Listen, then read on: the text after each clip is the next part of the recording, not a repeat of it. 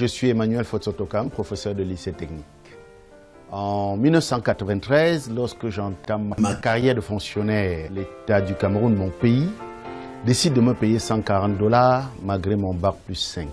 Ce fut le retour en enfer. Cette douche froide, qui pour moi est un véritable déluge, va me ramener à la figure toutes les difficultés de survie que j'avais connues durant mon enfance. Alors que je croyais m'en être définitivement extirpé en entrant à l'école normale supérieure de l'enseignement technique. Voilà que ce traitement salarial de misère me ramenait en pleine galère. Je suis né il y a une cinquantaine d'années dans une famille paysanne de l'ouest du Cameroun. Mon enfance et mon adolescence vont se dérouler dans une telle précarité que j'en deviens un enfant qui vit replié sur lui-même. Dans cette ville de Bafoussam, où nous nous éclairons à la lampe tempête, je ne vais à l'école qu'avec les livres de seconde main. Et je n'ai pas toujours le goûter comme les autres écoliers de mon âge. Parce que je suis obligé de me tenir à l'écart des autres pour ne pas courir le risque de mendier. Voilà comment je finis par devenir un adolescent timide qui ne pratique aucun sport collectif. Paradoxalement, cette situation que je vis avec beaucoup d'insatisfaction va provoquer chez moi un esprit de révolte et me déterminer à réussir dans mon parcours scolaire. N'écoutant que ma rage, je mets tout en œuvre pour réussir ma scolarité. En 1988, je décroche le baccalauréat et brave en même temps le concours d'entrée à l'INSET de Douala. Cette admission dans une école qui vous ouvre les portes de la fonction publique est pour mon entourage et pour moi-même perçue comme la fin de la tourmente.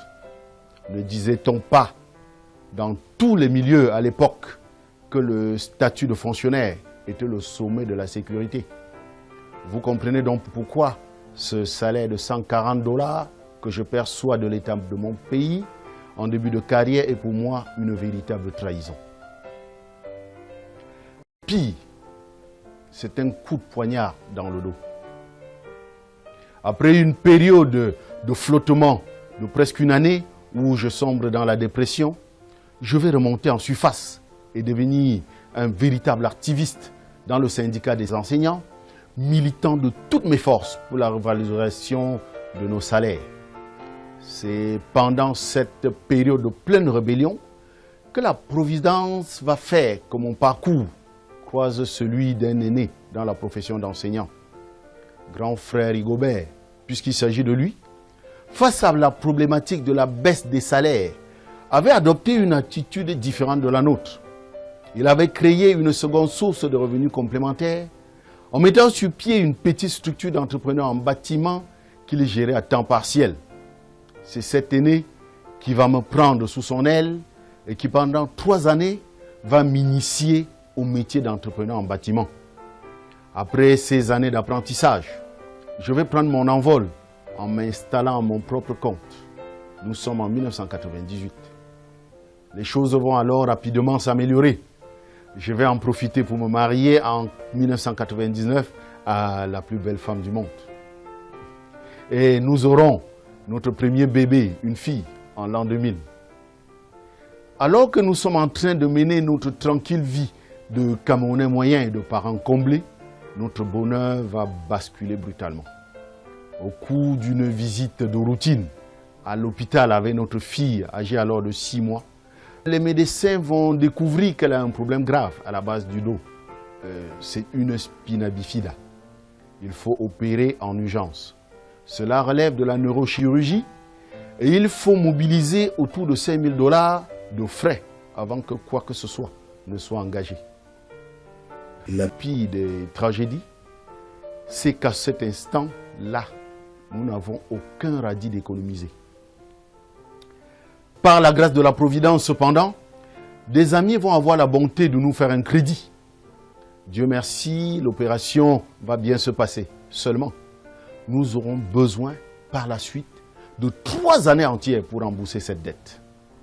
Cet arrêt brutal sur le parcours de notre tranquille vie de citoyen moyen va sonner chez moi comme un retour vers la case de départ. Je pensais avoir conjuré le sort de la précarité et voilà que le problème médical de ma fille était venu me rappeler que j'étais loin d'être sorti de l'auberge. J'étais certes enseignant et entrepreneur, mais j'étais toujours dans la survie. Ça en était assez. Il fallait que cela change. Désormais, il était clair qu'il me fallait sortir définitivement et en urgence de cette situation de précarité financière où tout pouvait basculer à tout moment. Je devais absolument trouver une seconde source de revenus qui soit en mesure de croître à la même ou alors à une vitesse supérieure à celle de mes besoins. Le problème cependant était qu'avec mes 2 boulots, je n'avais plus aucun bloc de temps libre pour pouvoir m'impliquer dans quoi que ce soit. C'est sur ce dilemme que le 4 juin 2004, un ami va me parler d'un business portatif, flexible à souhait pour ne pas nécessiter un bloc de temps particulier pour s'y impliquer. De par les explications reçues de cet ami, Koukam Lazare pour ne pas le nommer, il s'agissait d'un business qui pouvait être géré en instantané depuis son domicile ou son lieu de travail sans que cela nécessite un aménagement particulier de son emploi de temps.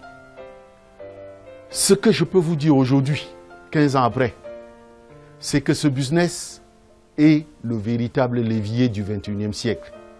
Ce business est capable de changer et d'accélérer la vitesse de votre système de production des revenus à un rythme que vous ne pouvez même pas imaginer. À notre présent siècle, les revenus passifs sont désormais générés par la construction des systèmes d'affaires à pilotage automatique. Aujourd'hui, juste à l'aide de votre ordinateur, de votre tablette ou de votre smartphone, vous pouvez créer et développer un business de plusieurs millions de dollars de chiffre d'affaires à travers le monde sans quitter votre domicile. En 15 ans d'utilisation de ce levier, je connais aujourd'hui la différence entre une vie de liberté et une vie de frustration et de manque. En 15 ans de possession de ce levier, mon épouse et moi, nous avons parcouru les 5 continents, visité les plus beaux endroits du monde, rencontré les personnes les plus chaleureuses du monde. Notre statut social est devenu plus respectable. Le presque mendiant d'hier est devenu le donateur d'aujourd'hui. Avant 2004, j'étais sans boussole. Je viens de loin et je vais désormais quelque part. Ce succès est à la portée de tout le monde, surtout de tous ceux qui en ont assez d'être les spectateurs de leur propre vie. Si comme moi, il y a 15 ans, tu es fatigué de cette vie de statu quo, si comme moi, tu rêves d'une vie de signification et d'impact, tout ce qui te reste à faire, c'est d'avoir le courage, c'est-à-dire la rage au cœur, d'appuyer sur le bouton « Contacter » si compte, et nous t'apporterons notre coaching. Si tu es décidé de reprendre en main le stylo de l'écriture de ton histoire de rêve, alors nous te guiderons pas à pas. Nous t'accompagnerons dans la chevauchée vers l'émergence jusqu'à la liberté financière. Te rendre ce service ne sera pour nous en réalité qu'un retour d'ascenseur, puisque c'est exactement de cette manière que nous avons aussi été coachés. Le vrai bonheur est celui qui se partage. Toi aussi, tu as droit à ta double portion de félicité. Que dire pour finir? Si ta vie ne te fait pas sourire, change-la. À tout de suite.